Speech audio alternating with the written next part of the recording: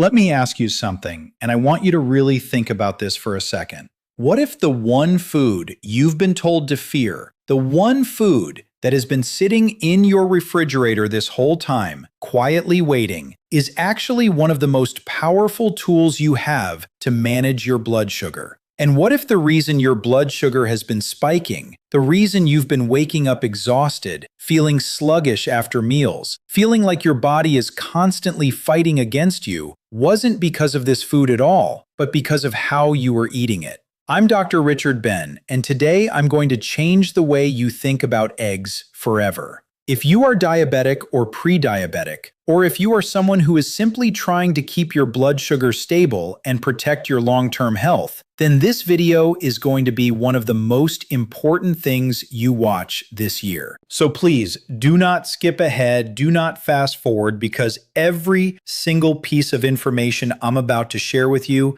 builds on the last, and by the end of this video, you are going to walk away with a complete, clear, science-backed understanding of how to use eggs as a genuine weapon in your fight against high blood sugar. Now, before we dive in, I want to acknowledge something. I know many of you watching this right now have been confused, maybe even frustrated. You've heard doctors say eggs are fine. Then you've read an article saying eggs raise cholesterol and diabetics should avoid them. Then your neighbor told you they cut out eggs and their blood sugar improved. And now you don't know what to believe. You are not alone in that confusion, and it is not your fault. The information out there is genuinely mixed, and the reason for that confusion is something I'm going to explain clearly today. Because the truth about eggs and diabetes is not a simple yes or no. It is about the how. And that is the conversation we are going to have. So let's start at the very beginning. Let's talk about what actually happens in your body when you have type 2 diabetes or insulin resistance.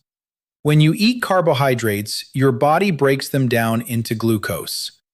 That glucose enters your bloodstream, and your pancreas responds by releasing insulin, which acts like a key to open the doors of your cells so glucose can go in and be used for energy. In a healthy person, this process is smooth, efficient, and well-regulated. But when you have diabetes or insulin resistance, either your pancreas is not producing enough insulin, or your cells have become resistant to its signal, meaning the keys don't work properly anymore. The result is that glucose builds up in your blood, and over time, high blood sugar damages your nerves, your kidneys, your eyes, your heart. This is not a small thing. This is your life we are talking about. Now here is where eggs come in. Eggs are one of the very few foods that have virtually zero impact on your blood sugar directly. An egg contains less than 1 gram of carbohydrates. Think about that, less than 1 gram. Compared to a slice of white bread, which can spike your blood sugar significantly, an egg sitting on its own does almost nothing to your glucose levels. In fact, the protein and fat inside an egg do something remarkable. They actually slow down the overall digestion of your meal. When you eat eggs alongside other foods, the protein and fat in the egg act as a natural brake on how quickly your body absorbs glucose. This is called reducing the glycemic response of a meal, and it is a deeply powerful concept for anyone managing diabetes. Now, let me tell you something that a lot of people don't realize about eggs and protein. One large egg contains about 6 grams of high-quality protein. This is a complete protein, meaning it contains all 9 essential amino acids your body cannot make on its own. Why does this matter for blood sugar? Because protein, when eaten as part of a meal, stimulates a moderate insulin response. But it also triggers the release of glucagon, a hormone that keeps your blood sugar from dropping too low. This balancing effect is one of the reasons that people who eat eggs in the morning consistently report feeling more stable energy throughout the day compared to people who eat a high carbohydrate breakfast. Studies have actually shown that diabetic patients who eat eggs for breakfast experience lower blood sugar levels after meals compared to those who eat a bagel or cereal with the same number of calories. That's not a small finding. That is a fundamental difference in how your body responds. But here is where I need you to pay very close attention, because this is the part that most videos about eggs and diabetes completely skip over. Eating eggs correctly means understanding that it is never just about the egg itself. It is about what you eat with the egg, how you cook the egg, how many eggs you eat, and when you eat them. Let me break each one of those down for you. Let's talk about cooking methods first, because this one surprises a lot of people.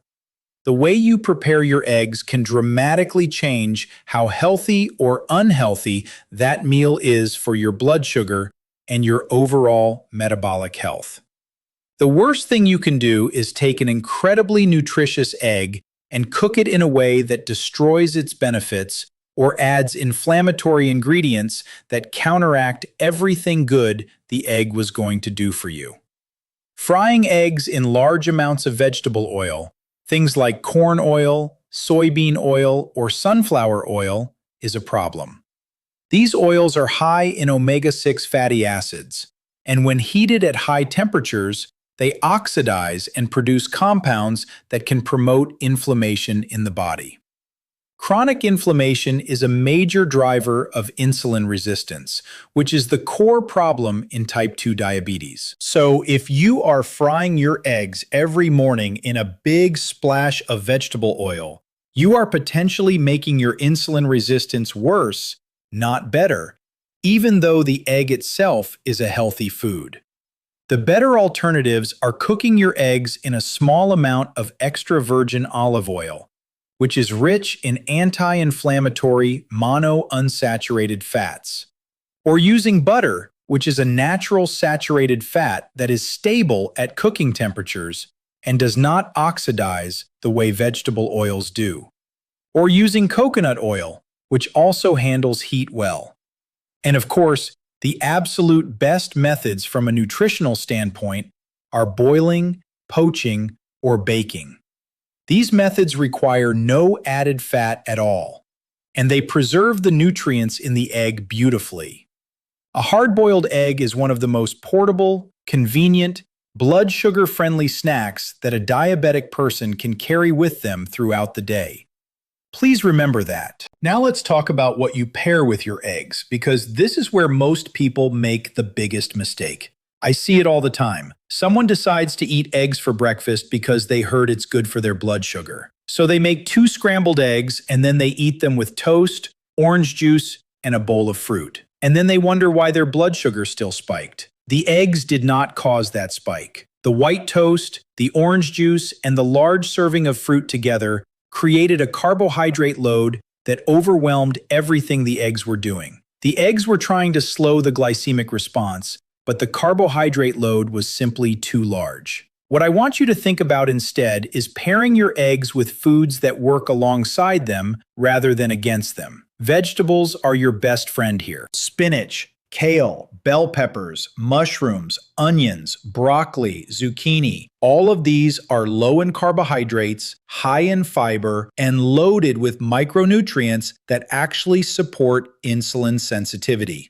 An omelet packed with vegetables is one of the most blood sugar-friendly meals you can possibly eat. The fiber in the vegetables slows glucose absorption even further. The nutrients support metabolic function. The protein and fat in the egg keep you full and satisfied for hours. This is not just a meal, this is medicine. Avocado is another incredible pairing with eggs. Avocado is rich in monounsaturated fat and fiber, and research has shown that people who eat avocado regularly have better insulin sensitivity and better overall blood sugar control. When you combine avocado with eggs, you get a meal that is genuinely powerful for someone with diabetes. Healthy fat, complete protein, fiber, and a blood sugar impact that is almost negligible. Now, what about cheese and eggs? A lot of people add cheese to their eggs, and I want to address this directly. Full-fat cheese in modest amounts is not the enemy for most diabetics. Cheese is essentially zero carbohydrates and contains protein and fat that further blunt blood sugar responses. Where people get into trouble with cheese is portion size and the type of processed cheese product they are using. A processed cheese slice from a fast food wrapper is not the same as a small amount of real aged cheddar or feta or goat cheese. The real stuff, in small portions paired with eggs and vegetables, is fine for most people with diabetes. But if you are someone who has been told specifically by your own doctor to watch your saturated fat intake due to cardiovascular concerns, then you want to be more mindful here. Always honor your individual medical guidance. Let's talk about how many eggs you should be eating, because this is another area where there's been a lot of back and forth. For many years, health guidelines recommended limiting eggs to no more than 3 or 4 per week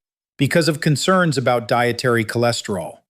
The thinking was that eating cholesterol would raise blood cholesterol and increase heart disease risk. But the science has evolved significantly on this point. We now understand that for the majority of people, dietary cholesterol has a much smaller impact on blood cholesterol than previously believed. Your liver produces the vast majority of the cholesterol in your bloodstream, and it actually adjusts its own production based on how much you consume. When you eat more dietary cholesterol, your liver produces less, and vice versa. Recent large-scale studies looking specifically at diabetic populations have produced mixed results. Some studies have found no increased cardiovascular risk with moderate egg consumption in diabetics. Other studies, particularly those looking at very high egg consumption and those conducted in populations with already poor dietary habits, have suggested some caution is warranted. My clinical perspective, and the perspective of many diabetes specialists today, is that 1 to 2 eggs per day as part of an overall healthy, low glycemic diet is a reasonable and beneficial approach for most people with type 2 diabetes. However, if you have a condition called familial hypercholesterolemia, which is a genetic condition causing very high LDL cholesterol, you should discuss egg consumption specifically with your cardiologist.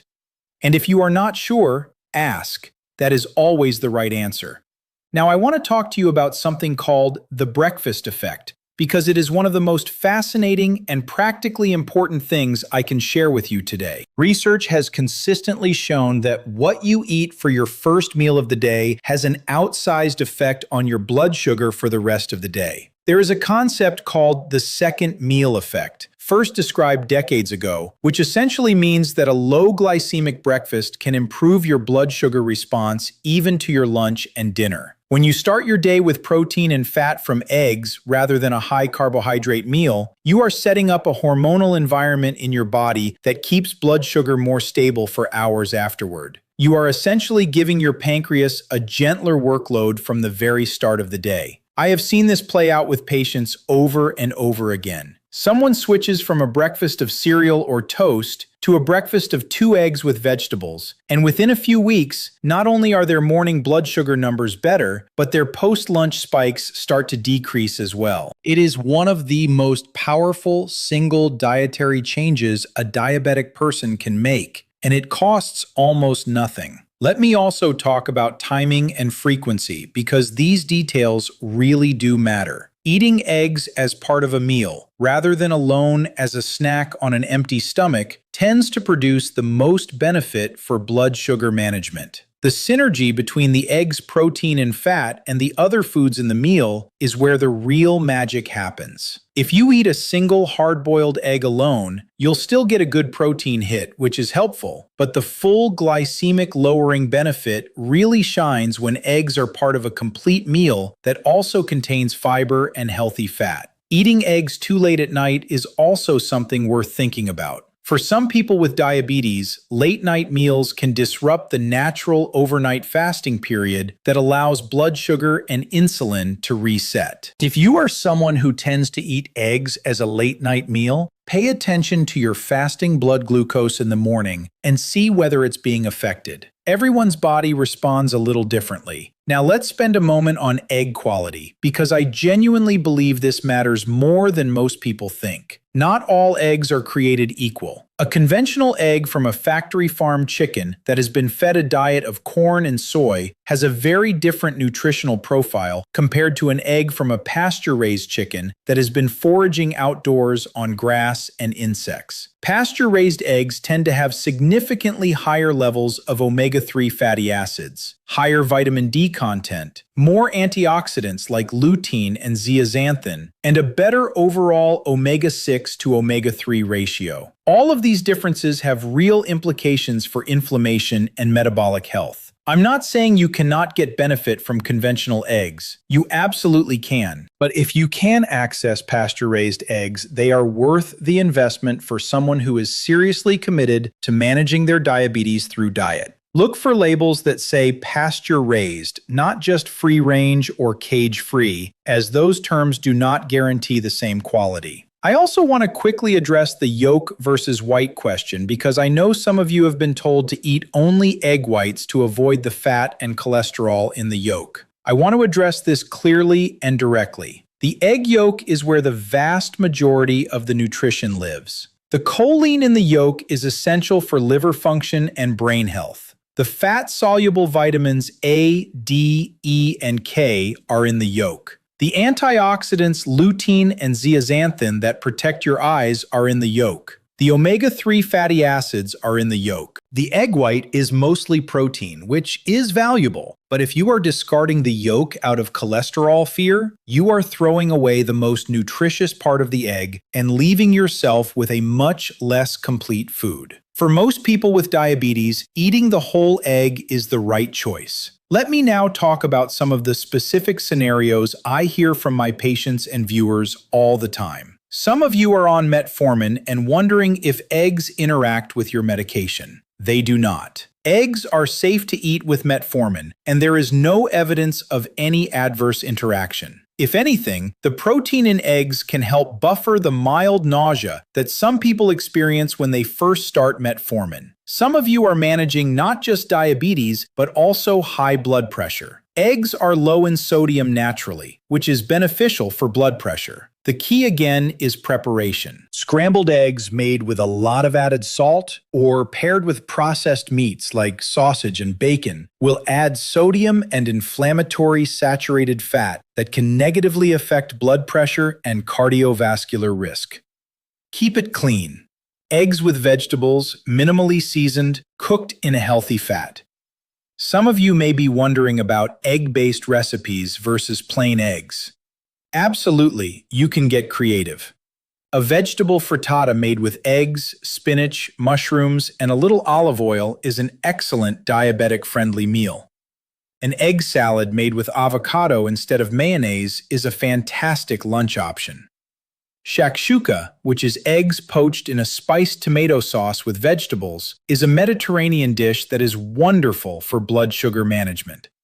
The key in all of these is that the base is eggs and vegetables. Healthy fats are used in reasonable amounts, and refined carbohydrates are kept to a minimum or eliminated entirely. Now, here is something I really want you to take seriously as we start to wrap up. No single food, not eggs, not any superfood you've read about, is going to fix your blood sugar on its own if the rest of your diet is working against you. Eggs are a powerful tool, but they work best as part of an overall dietary approach that is low in processed carbohydrates, rich in fiber from vegetables, adequate in healthy protein, and generous in healthy fats.